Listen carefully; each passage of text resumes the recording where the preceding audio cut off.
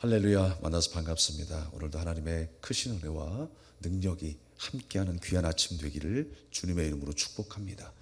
비둘기의 눈을 가진 성도라는 제목으로 함께 은혜를 나누겠습니다. 이제 애완동물을 키우는 가정들이 많이 늘어나게 되었죠. 여기 가까이 뚝방에만 가봐도요, 애완견과 함께 나오는 가족들이 얼마나 많이 보이는지 모르겠습니다. 이 강아지의 눈은요, 강아지에게 발달된 그 기관은 후각이죠. 근데 조금 부족한 부분은 뭐냐면 눈입니다. 강아지의 눈은요, 생맹이라고 하죠. 이게 색깔을 잘 구분 못하는 그런 성향이 있어요. 그래서 빨간색을 잘 구분하지 못한다고 합니다. 그래서 웬만하면 주인은 노란색이나 파란색 옷을 입고 다니면 주인을 잘 알아볼 수 있대요. 그리고 강아지들이 가지고 노는 장난감도 노란색이나 파란색을 가져다 주면 더 재미있게 잘 논다고 합니다. 근데 그에게도 또 하나의 장점이 있습니다. 그의 눈이에요. 이 시야가 엄청 넓어요. 사람이 시야가 만약에 볼 수 있는 한계가 180도라고 한다면 마치 카메라의 광각 렌즈처럼 개의 눈은 240도의 각도를 가지고 있어요.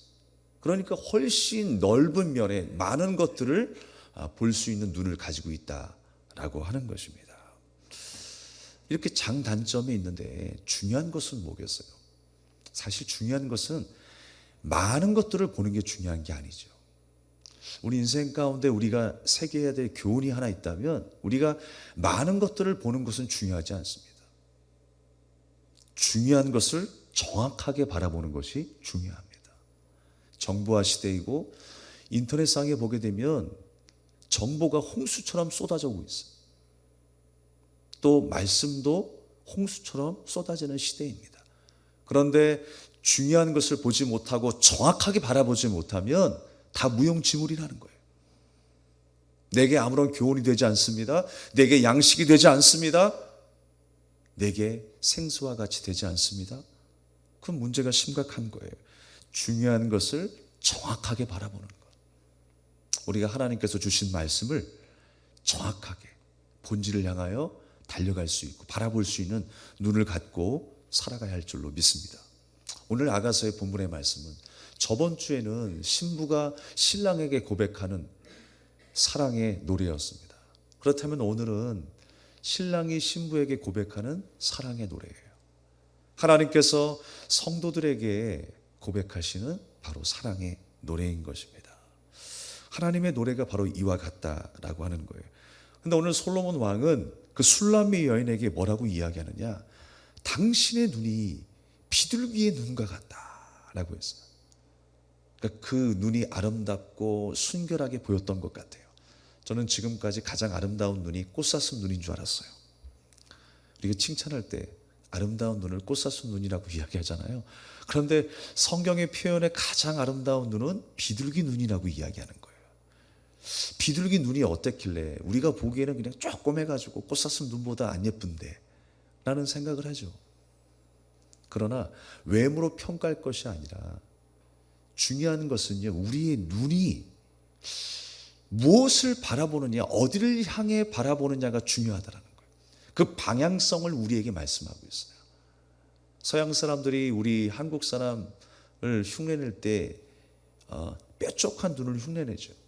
그래서 뭐 인종차별이니 그런 이야기를 합니다만 동그랗게 생겼건 간에 쫙 째졌건 간에 큰 눈이건 간에 상관없어요.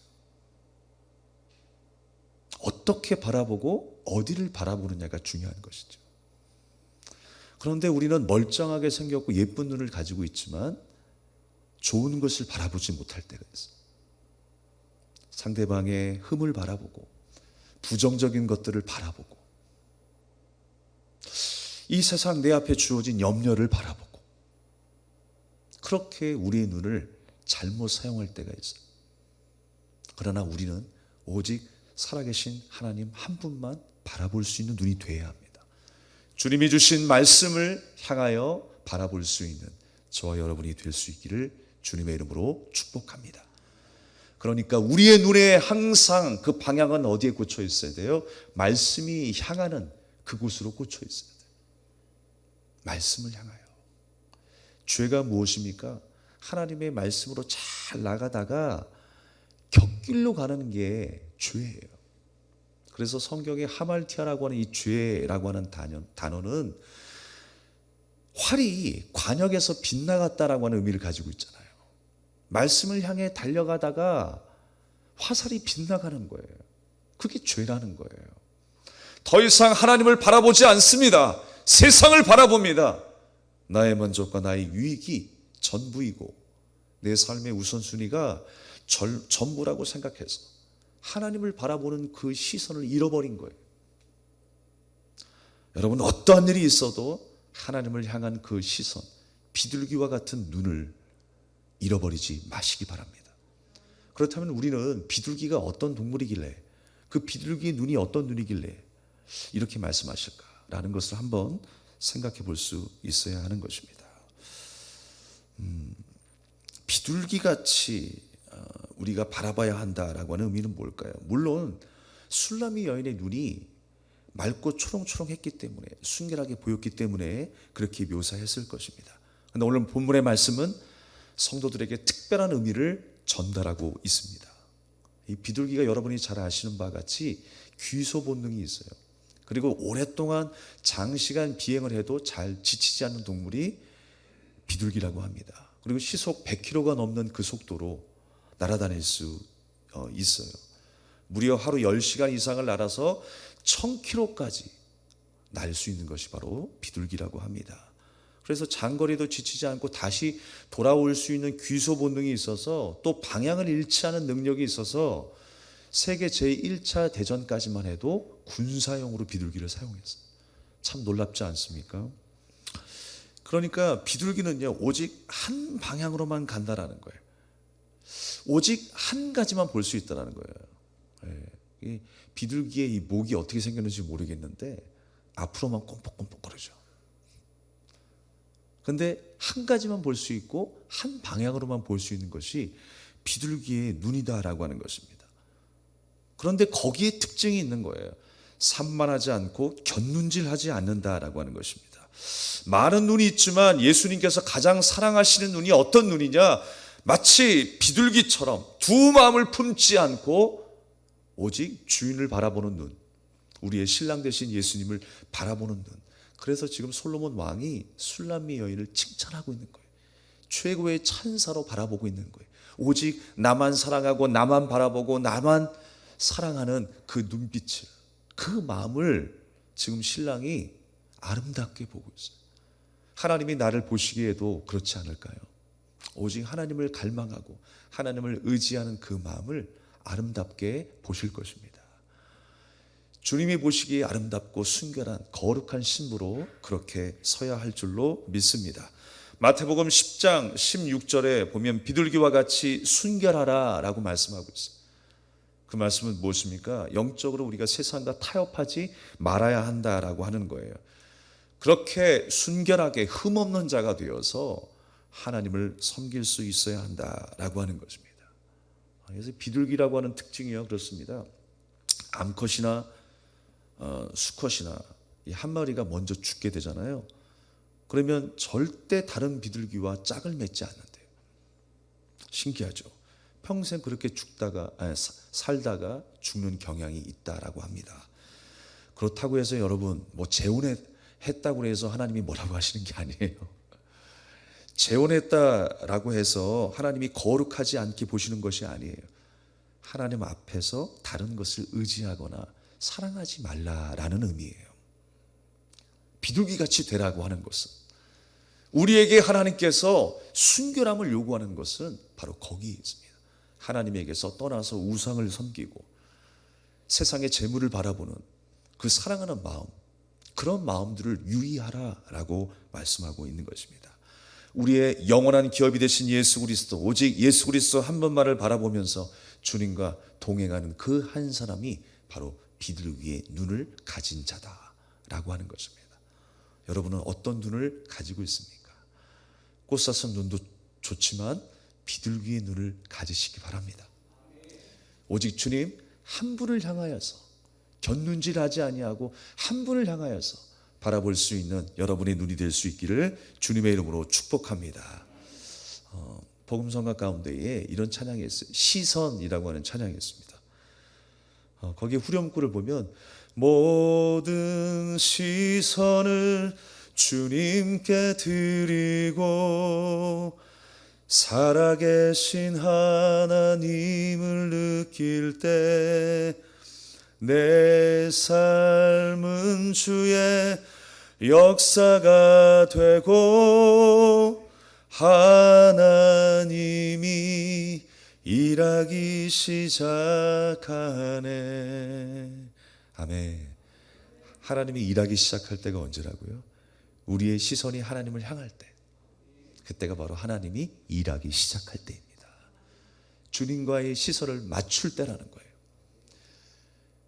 주님의 마음과 내 마음이 하나가 될 때라는 것입니다.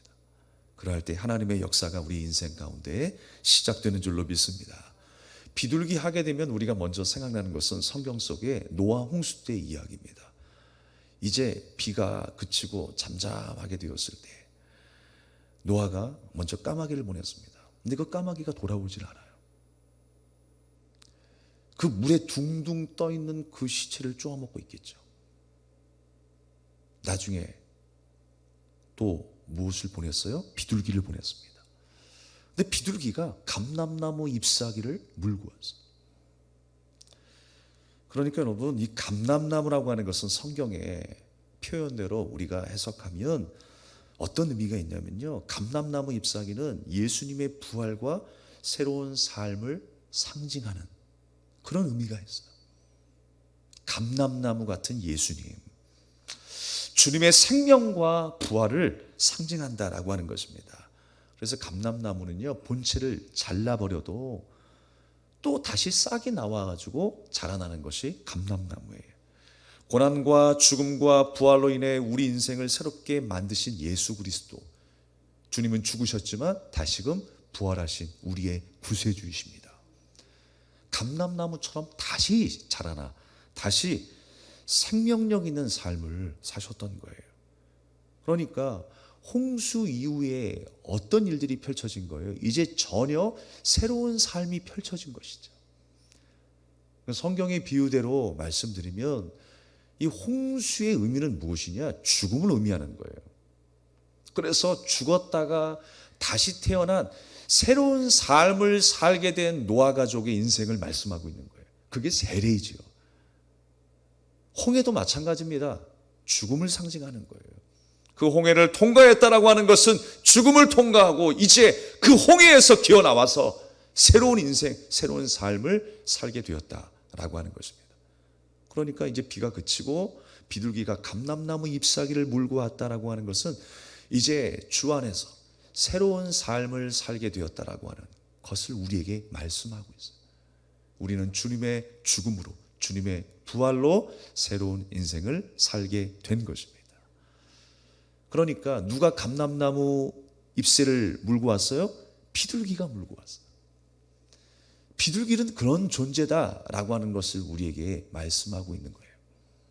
평화의 상징이기도 하고 번영의 상징이기도 하지만 그 비둘기는 바로 그렇게 새로운 삶을 추구하고 오직 하나님 한 분만을 바라보는 데 있어서 집중하는 그러한 눈을 가지고 있다는 것을 성경은 강조하고 있는 것입니다. 우리 인생에 뭐가 잘려나갈 수 있어요.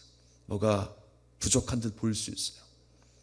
좀처럼 발전이 없고 좀처럼 내 인생 가운데에 빛이 들어오지 않는 그런 기분일 수 있습니다.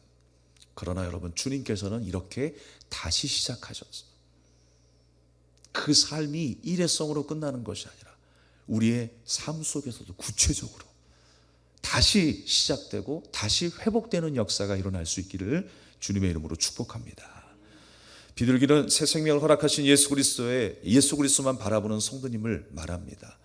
비둘기처럼 우리도 하늘만 바라보고 살아야 하는데 우리 인생은 어떻습니까? 땅만 바라볼 때가 있죠. 땅만 바라볼 때가 있어요. 아니, 예수님을 보면서도 다른 것을 볼 때가 있어요. 동시에 하나님과 세상을 겸하여 섬기는 것이죠. 하나님을 바라보면서 세상의 힘을 바라봅니다. 돈을 바라봅니다. 말씀에 집중하며 살아가야 하는데 두려움과 염려를 더 크게 바라봅니다. 주님은 우리에게 다시 한번 요구하고 계시는 거예요. 나를 바라보라라고 말씀하세요. 우리의 길을 인도하시는 하나님, 주님께서 우리에게 말씀하시죠. 내일 일은 내일 염려하라. 그럼 세상 사람들은 그렇게 이야기할 거예요. 아니 그렇게 무책임한 말이 어디 있어요? 그렇게 무책임한 말이 어디 있습니까? 우리가 준비하고 열심히 일해서 노후도 준비해야 되고 우리 가족들을 먹여 살려야 되지 않겠습니까? 열심히 일하지 말라는 게 아니죠. 우리는 가지고 있으면서도 염려하며 살아가요. 누리고 있으면서도 염려하며 살아가요. 더 넓은 보장이 있어야 하니까, 더 많은 혜택이 있어야 하니까 우리는 늘 그렇게 고민하며 살아가는 존재예요. 그러나 우리는 누구를 바라봐야 할 존재인가? 세상이 아니라 하나님을 바라봐야 하는 존재예요. 열심히 일하시면서 하나님 바라보십시오. 왜 내일 일은 내일 염려하지 말라고 그랬어요? 내일을 주관하시는 주인이 누구시냐? 하나님이시라는 거예요. 우리의 삶을 주관하시고 우리의 생명을 주관하신 분이 누구냐? 하나님이시라는 거예요. 내 생명이 하나님의 손에 있는데 나는 내가 내 생명을 주관하려고 하니까 염려와 근심뿐이라는 겁니다. 사랑의 하나님, 사랑의 하나님께서 우리를 그렇게 돌보시고 먹이시고 입히시는데 우리는 너무나 많은 염려를 해요. 세상을 놓고 살아 그런 의미가 아니잖아요. 우리는 열심히 일하고 열심히 공부하고 우리가 처한 그곳에서 최선을 다하는 겁니다. 그렇지만 우리의 시선은 어디를 향해 있어야 돼요? 살아계신 하나님을 향해 있어야 돼요. 주님께서 우리의 삶을 주관하실 줄로 믿습니다. 예수님께 나디향을 부었던 마리아의 시선은 어디에 있었을까요? 예수님께 있었어요. 그렇지만 그것을 비판했던 가룟 유다는 어디에 시선이 있었어요? 나디향의 시선이 있었어요. 야! 그렇게 비싼 향유, 어려운 사람을 도와주면 얼마나 좋겠느냐? 그러나 그의 마음속에 어려운 사람들을 향한 사랑의 마음이 있었습니까? 위선이라는 거예요. 가식적인 마음이라는 거예요. 마리아는 남들의 시선을 아랑곳하지 않았습니다. 자신에게 보여주신 예수님의 사랑이 무엇인가를 알았기 때문에 그 사랑에 보답하기 위해서 자신의 전부 300데나리온 1년치의 노동자 품삯을 예수님 앞에 드렸던 것입니다.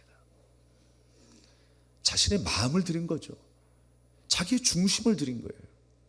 우리가 하나님 앞에 드림도 그렇습니다. 우리의 마음을 드려야 합니다. 중심을 드리는 거예요. 자원하는 심령이 되고 감사와 그 영광이 되는 그 마음으로 하나님 앞에 드려야 하는 것입니다. 큰 사랑에 보답하기 위해서 마리아는 예수님 앞에 나왔어요. 주님께서 가르쳐 주신 그 사랑의 계명대로 마음을 다하고 뜻을 다하고 힘을 다하여서 주님을 사랑한 것입니다. 여러분, 주님을 사랑하십니까? 이 예배는 사랑의 표현으로 하나님 앞에 드리는 거예요. 그렇다면 우리의 중심은 마음을 다해야 합니다. 뜻을 다해야 되는 거예요. 힘을 다해야 되는 거예요. 힘들고 어려운 중에 있습니다. 모두가 지친 가운데 있습니다. 그러나 예배만큼은 하나님 앞에 구별되어야 합니다. 마음을 다하고 뜻을 다하고 힘을 다할 때 이 예배를 통하여 다시 한번 우리의 삶이 일어나게 되고 치유가 되고 회복되는 역사가 있게 될 것입니다. 바로 주님의 말씀은 주님의 약속이기 때문에, 변하지 않은 진리이기 때문에 우리는 그 말씀을 따라야 살아갈 수가 있어요. 오늘도 그 말씀이 여러분의 삶 가운데 힘이 되기를, 능력이 되기를 주님의 이름으로 축원합니다. 하지만 제자였던 유다에게는요, 마리아의 진심과 사랑은 없었어요. 보이지 않았어요. 그의 눈에는 오직 어디에 있었다고요? 쏟아진 아까운 향유에만 시선이 있었다라는 거예요. 그 향유를 팔았으면 손에 쥐었을 돈의 가치만 보았다라는 거예요. 야, 그것이 얼마의 가치가 될까? 그 정도를 보았다라고 하는 것입니다. 그 무엇에도 한눈 팔지 않고 오직 예수님만 바라보았던 마리아의 시선과는 달리 유다는 예수님의 제자였고 예수님 곁에서 생활을 했음에도 불구하고 예수님의 진리의 말씀을 깨닫지 못했어요. 주님이 가르쳐 주시는 그 사랑의 가치를 깨닫지 못했다라고 하는 것입니다.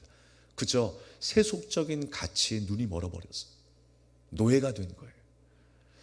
요즘에 뉴스를 보면요, 그 이단 종교, 이단도 아니죠 사실. 사이비들이 이렇게 많은지 모르겠어요. 그런데 그 사이비 종교 교주 앞에서 놀아나는 사람들의 모습들을 보면 너무나 안타까워요. 그렇지만 여러분, 그만큼 무서운 거예요. 이 사람은 괜찮겠지가 없어요. 나는 괜찮겠지가 없어요. 사람은요, 다 연약한 부분이 있기 때문에 세뇌당하게 되면 그 세뇌 앞에 무너지는 거예요. 그만큼 연약하다니까요. 비진리임에도 불구하고 그것을 한 번 듣고 두 번 듣고 세 번 들었을 때 넘어가는 거예요. 아유, 그렇게 머리가 나쁘니까 그렇겠지. 지식이 없기 때문에 그렇지.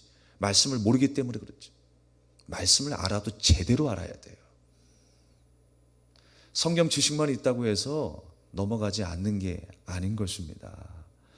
우리는 그러한 위험 속에 있어요. 하나님의 말씀을 제대로 꿰뚫지 못해요.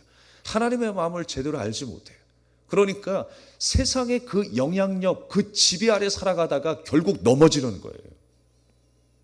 우리는 주님이 주신 말씀을 바로 볼 수 있는 눈을 가져야 합니다. 그것이 바로 비둘기의 눈이에요. 주님을 사랑하되 진정으로 사랑할 수 있는 눈을 가져야 되는 거예요. 주님이 칭찬하실 만한 비둘기의 눈. 그 눈을 가지고 오직 살아계신 하나님을 바라봐야 하는 것입니다. 우리의 위선적인 눈과 우리의 신앙생활이 아니라 진심 어린 눈, 우리의 마음과 뜻을 다하여 예수님을 사랑할 수 있는 그 눈을 가져야 하는 것입니다. 가룟 유다는 사랑하는 것처럼 보였어요. 충성하는 것처럼 보였어요. 이웃들을 엄청 생각하고 위해주는 척하는 것처럼 보였어요. 귀한 재물을 가난한 형제들을 돕는 의미 있는 일에 쓰는 것처럼 보였습니다. 그러나 마리아를 비난하고 질책하지만 사실 유다가 비난받고 질책받아야 될 부분이었어요. 그 위선, 그 가식, 전혀 속은 아니면서 하나님 앞에 거짓말하는 그의 모습. 우리는 유다 또한 그냥 흘려버릴 인물이 아니라는 것을 깨달아야 됩니다. 나의 모습 속에서도 유다의 모습이 있구나. 나의 모습 속에 위선이 무엇인가? 가식이 무엇인가? 내 알량한 자존심 때문에 하나님 앞에 아름답지 못한 그 시선과 나의 행동은 무엇인가? 우리가 버릴 것은 버리고 다시 한번 취할 것은 취하여서, 우리가 이 군대에서 처음에 소총을 받으면요, 0점 조정이라는 게 있어요. 0점 조정. 정확하게 쏘는 대로 관역에 맞을 수 있도록 조정을 하는 거예요. 가늠쇠와 가늠자를 잘 맞춰가지고 조준을 하는 거예요. 그렇지 않으면 아무리 내가 정확하게, 특등사수가 정확하게 관역을 향해 쏜다고 해도 빗나가는 겁니다. 우리는 다시 한번 버릴 거 버리고 취할 거 취해서 정확하게 하나님의 말씀을 바라볼 수 있는 눈을 가져야 할 줄로 믿습니다. 다시 본문으로 돌아와서 16절 17절의 말씀에 보면 신랑은 신부와 연합하게 될 침상은 푸르다라고 이야기합니다. 침상이 뭐라고 그랬어요? 신랑과 신부가 연합하는 장소다라고 했습니다. 마치 지성소와 같은 곳, 하나님과 우리가 만나서 연합하는 곳, 바로 이 예배의 장소, 하나님을 만나는 이곳, 성령의 기름 부으시는 이곳을 말씀하고 있는 것입니다. 그 침상이 안식과 회복의 장소가 되게 하겠다는 것. 이 제단이 안식과 회복의 장소다라고 하는 것입니다. 예수님과의 온전한 연합을 통해서 경험되어지는 그 은혜의 침상, 그 영원한 소망의 자리에 우리를 초대해 주시는 거예요. 지금 신랑이 신부를 그 침상, 안식과 회복에 있는 그 침상으로 초대해 준 거예요. 그러면서 뭐라고 이야기합니까? 그 집이 백향목과 잣나무로 지어졌다 그래요. 백향목과 잣나무는요, 벌레가 잘 먹지 않아요. 향이 진해서 벌레도 없고요. 또 오랫동안 지속할 수 있는 그 단단한 나무라는 것입니다. 1000년 이상 가는 나무가 이 백향목과 잣나무라는 거예요. 그래서 그 집이 그렇게 안전하고 안식을 취할 수 있는 장소다라고 말하는 거예요. 신랑이 함께하는 그 장소. 여러분 무엇입니까? 지금 이전의 말씀을 보면 예루살렘의 딸들이라고 해서 세상에 많은 사람들이 이 술람이 여인을 보고 손가락질을 합니다. 너는 얼굴도 까매. 너는 계달의 장막 같은 여인이야. 인정할 게 아무것도 없어. 사람들은 비판합니다. 그런데 신랑을 바라보고 신랑을 사랑하는 그 여인을 바라보면서 지금 신랑의 솔로몬 왕이 그렇게 고백을 하는 거예요. 세상이 그렇게 바라본다 할지라도 이 소리에, 이 모든 환경에 낙심하지 말라는 거예요. 그곳은 푸른 침상이다라고 이야기를 해요. 내가 함께하는 그곳은 푸른 침상이고 영원히 변하지 않는 안식의 장소이고 회복의 장소다라고 말하고 있어요. 그 장소에 네가 있다, 내가 있다 라고 신랑은 말씀하고 있는 것입니다. 그처럼 소망이 있고 그 약속은 영원하다라고 하는 것을 말씀하고 있어요. 세상에는 깨어질 약속들이 많습니다. 그런데 너를 향한 나의 약속은 이 백향목 나무처럼 잣나무처럼 영원히 변하지 않을 거야. 너를 향한 나의 사랑은 변하지 않을 거야 라고 하는 고백입니다. 우리를 향하신 하나님의 고백이 바로 그런 고백 아니겠습니까? 참된 성도, 진정한 신부라면 바로 그 영원한 집을 사모하는 사람이라는 거예요. 변하지 않는 그 약속을 의지하는 사람이라고 하는 것입니다. 신랑 대신 예수님이 계시기 때문에 그래요. 나의 집이 아니라 우리의 집이라고 특별히 오늘 성경은 표현하고 있어요. 신랑 대신 주님의 모든 소유, 그 기쁨과 소망이 그리스도를 나의 구주로 모신 그 신부, 성도의 것이다 라고 말씀하고 있는 것입니다. 시험과 환난이 있어도 주님을 바라보고 주와 연합하는 인생, 영원히 썩지 않을 성전에 거하는 것 같다라고 말씀하고 있는 거예요. 마치 그 침상에서 그 성전에서 영원히 거하는 것처럼 주님은 그 은혜를 우리에게 약속하셨어요. 그 기쁨과 영원한 안식을 우리에게 약속하셨다라고 하는 것입니다. 그렇습니다, 여러분. 가장 고귀하고 아름다운 모습은 주님을 앙망하고 갈망하는 마음의 눈이에요. 그 믿음의 눈인 것입니다. 어떤 상황 속에서도 주님을 바라보고 한 주 내내 주님을 찾는 저와 여러분 될 수 있길 바랍니다. 말씀을 정리하도록 하겠습니다. 저번에 말레이시아 선교를 다녀오면서 한 교회가 아주 인상적이었던 그 교회가 있었다고 했죠. 10년 동안 무려 10년 동안 목사님이 계시지 않았어요. 그 교회 장로님 4분이서 그 교회를 위해서 기도합니다. 온 성도님들과 함께 사모하면서 목사님을 보내달라고 교단 측에도 요청을 하고 기도를 합니다. 근데 좀처럼 사역자가 오질 않는 거예요. 그 말레이시아 교회의 문제가 뭐냐면요, 사실 교회들은 많아요. 기독교의 신앙이 많이 분포되어 있어요. 근데 한국 사람이 그곳에 한 번도 들어오질 않았대요. 근데 어떻게 그렇게 교회가 많이 있고 성도들이 신앙을 유지할 수 있었습니까? 100년 전에 오스트레일리아 선교사님들이 오셔가지고 복음을 전한 거예요. 성전을 건축하고 전도를 해가지고 그들의 신앙을 지금까지 간직하고 있는 거예요. 사실 여러분, 그 중간 과정에 얼마나 많은 어려움이 있었겠습니까? 사역자가 없는 가운데 힘들고 지칠 만한 그들이었는데 그 4명의 장로님들과 성도님들이 힘을 합해서 열심히 기도한 거예요. 사모하면서 기도해서 10년 만에 목사님이 오셨어요. 그런데 전 처음에 중고등부 학생인 줄 알고 인사를 했는데 22살짜리 여자 목사님이시더라고요. 너무 왜소하고 애띄어 보이고 너무 사역자가 없으니까 신학 공부를 하다가 중간에 요청에 의해서 그 여자 목사님이 담임 목사님으로 청빙을 받으신 거예요. 그런데 얼마나 성도님들이 사모했는지 그 목사님을 존중해주고 나이의 연수에 상관없이 그 말에 귀 기울이고 또 하나님의 말씀에 집중하는 모습을 보면서 저희가 많은 은혜를 받았어요.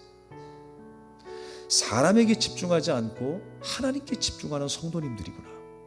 말씀에 집중하며 살아가기 위해서 몸부림치고 있구나. 10년 만에 왔으니 얼마나 더 반갑겠어요.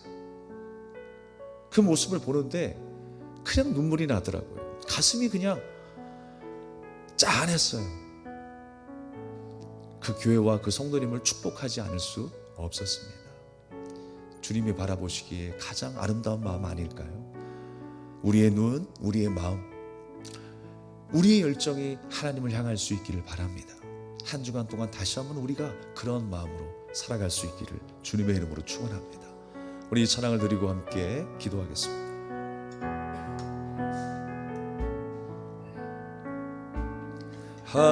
하나님의 사랑을 사모하는 자, 하나님의 평안을 바라보는 자, 너의 모든 것 창조하신 우리 주님이 너를 얼마나 사랑하시는지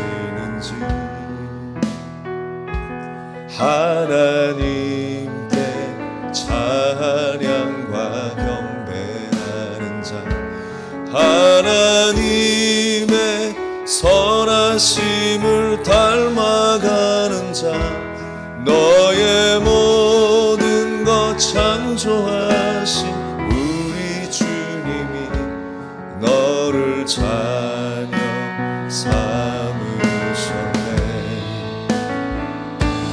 하나님 사랑의 눈으로 너를 어느 때나 바라보시고 하나님인 자 귀로서 언제나 너에게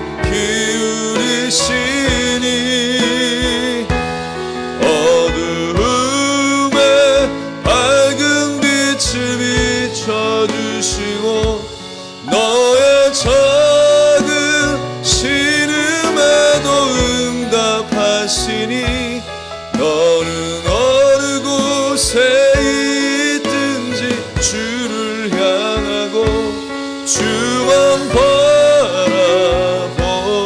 바라보시라. 하나님의 사랑을 하나님의 사랑을 사모하는 자,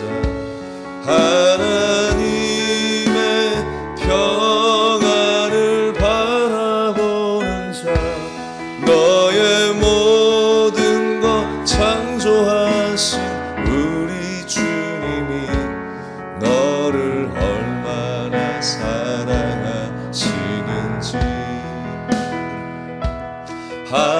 하나님께 찬양과 경배하는 자, 하나님의 선하심을 닮아가는 자, 너의 모든 것 창조하신 우리 주님이 너를 자녀 삼으셨네. 하나님 사랑의 눈으로 너를 어느 때나 바라보시고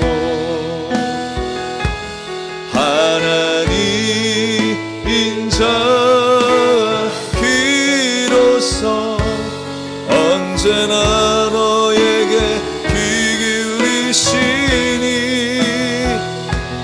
어두움에 밝은 빛을 비춰주시고 너의 작은 신음에도 응답하시니 너는 어느 곳에 있든지 주를 바라고 주만 바라보 하나님 사랑의 눈으로 하나님 사랑의 눈으로 너를 어느 때 하나님은 당신을 바라보고 계십니다.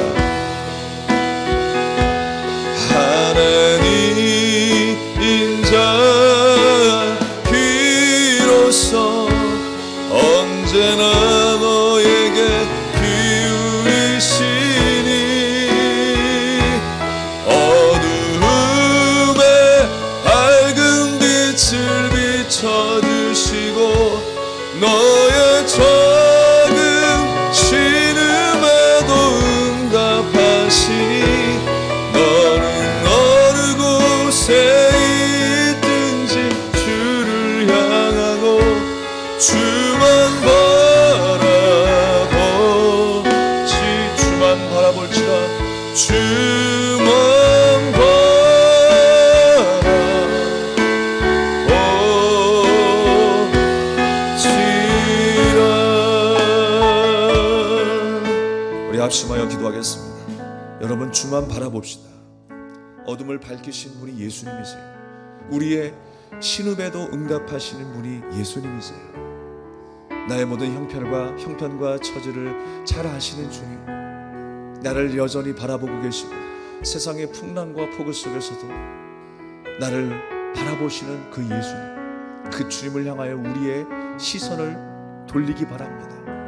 비둘기의 눈처럼 순결하고 거룩하게 다시 한번 주님을 바라보고 주님을 의지할 수 있는 저와 여러분 되기를 위하여서 우리 간절한 마음으로 기도하겠습니다.